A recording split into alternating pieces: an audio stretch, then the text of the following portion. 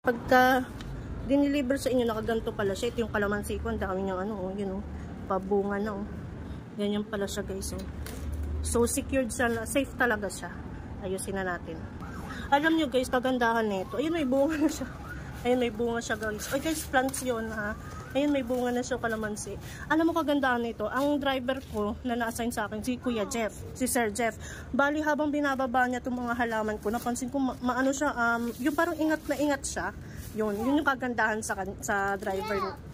Yun yung kagandahan sa driver na na-assign sa akin mag-deliver. Daan-dahan niya itong binaba. Tapos, guys, meron siya nakasulat na pangalan niyo.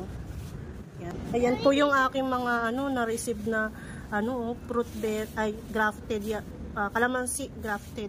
Ito yung lotus, ang ganda, boy ng buhay po. Ayan, ito yung humahalimuyak paggabi.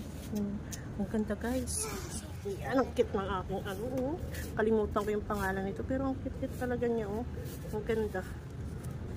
Ito yung kalamansi ko, napalitan ko na ng paso. Ito naman, ang ganda, flowers na yun. Orchids. Ganda, ganda niyan, guys. Ayan. Ito yung mabango sa gabi. May amoy siya. Tapos ito, guys.